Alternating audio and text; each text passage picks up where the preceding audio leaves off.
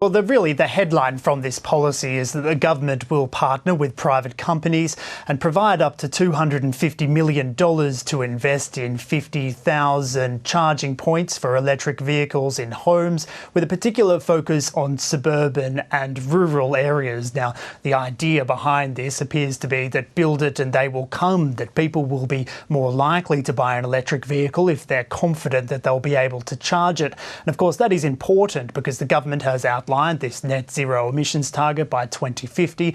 We know that transport accounts for about 20% of our overall emissions. But in terms of this policy in particular, the point of contention around it is not so much what's in it, it's what's not in it. There's no tax incentives, there's no subsidies that have been used by other countries to try and lower the cost of electric vehicles. We know that their high price is one of the reasons that many people aren't buying them. There's also nothing said about fuel emissions standards, which is one way to try and shift the market away from vehicles that are much more have higher emissions towards these electric vehicles. Now, if you look at page 5 of the government's document, it's quite revealing. It actually acknowledges that industry and car manufacturers aren't really getting what they want here in terms of these subsidies, but the government is arguing that that's not a good use of taxpayer money because the technology is, in their view, changing very rapidly. Certainly the opposition leader Anthony Albanese is not convinced by that. He says there needs to be more detail and more ambition. They're once again not showing the leadership that's required. Once again, Scott Morrison is following. The truth is that all of the auto manufacturers are phasing out internal combustion engines. There is this massive shift around the world to electric vehicles. Australia's uptake last year was under 2%. In Norway, it was 70%. In the United Kingdom, it was 15% and rising. We're falling way behind. Henry, this is quite the turnaround for the Prime Minister.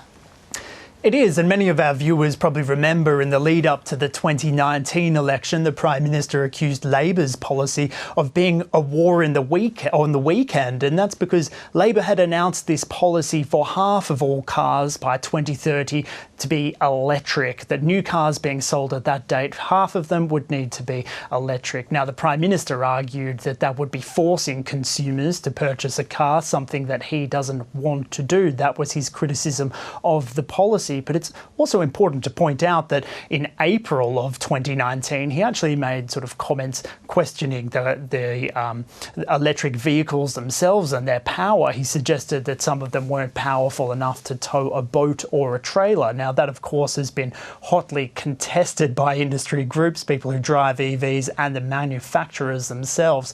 Technology has certainly changed in these almost 3 years since those comments, but importantly, it's the government's policy that has changed. If Australia is to get to net zero emissions by 2050, then more people will need to be driving electric vehicles. The Prime Minister was asked about his comments from 2019 earlier today. It's fair to say he doesn't regret them. I don't regret opposing Bill Shorten's policy. I oppose lots of Bill Shorten's policies. I opposed his 45% emissions reduction by 2030 as well. And so did the Australian people, by the way.